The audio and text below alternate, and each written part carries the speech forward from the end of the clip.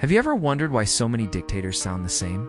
Why their words echo across countries, across decades, loud, angry, and full of blame? They come promising greatness.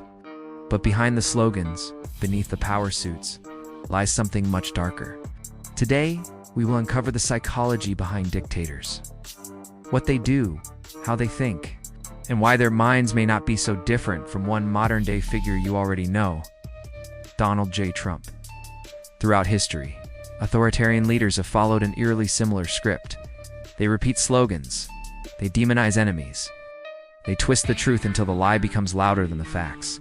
Think of Hitler's stab in the back, Stalin's enemies of the people, Mussolini's Italy first, and Trump's Make America Great Again. The playbook begins with language. Words become weapons. Truth becomes optional. These leaders often build their identity around a cult of personality, hosting massive rallies, demanding praise, and punishing dissent. They're always the victim, and someone else is always to blame. For Hitler, it was Jews and communists. For Stalin, it was political rivals and traitors. For Trump, immigrants, Democrats, the press, the deep state. They create a storm, then offer themselves as the only shelter. But why do they act this way? Let's go beyond politics and look at psychology. Many dictators display symptoms of narcissistic personality disorder, a deep need for admiration, an exaggerated sense of self-importance, a complete lack of empathy. But that's not all. Many also show signs of antisocial personality disorder, which includes deceitfulness, manipulation, lack of remorse.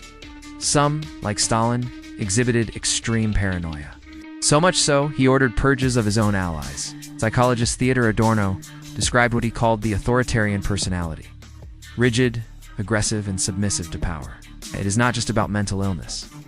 It is about a dangerous combination of personality, opportunity, and unchecked power. So, how does Donald Trump compare? Let us be clear, Trump is not Hitler, he is not Stalin, but he has shown eerily similar behaviors. According to over 350 mental health professionals in the book, The Dangerous Case of Donald Trump, the former president exhibits high narcissism, paranoia, a craving for personal loyalty, and a willingness to distort reality. Consider the evidence. He labeled the media the enemy of the people. He held massive rallies. Often speaking for hours about himself, he refused to accept election results. He pressured the Department of Justice to overturn the outcome, and on January 6th, his words helped spark a violent insurrection even now. He continues to deny wrongdoing, blame others, and attack institutions that check his power. These are not just political tactics. They're psychological markers shared by autocrats across time. The similarities are not exact, but they are alarming, especially when you consider how dictators begin. Not with mass murder, not with coups, but with rhetoric, with division, and with fear. Some people say, it cannot happen here.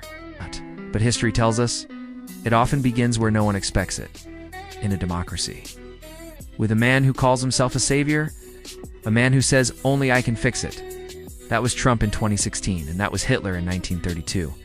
If we ignore these patterns, we invite them back in. So, what does this mean for us? We must understand that dictatorship is not just a political problem. It is a psychological phenomenon. It feeds off weakness, ours and theirs. Dictators crave loyalty because they fear being abandoned. They lie because the truth would break their illusion. They demand worship because they are hollow inside. And when they rise, it is often because enough people wanted a father, a hero, or someone to blame. But freedom demands more than that. It demands truth. It demands courage. It demands we recognize the signs of it when they come wrapped in red, white, and blue. If this video made you think, share it. History does not have to repeat itself. Let's break the cycle.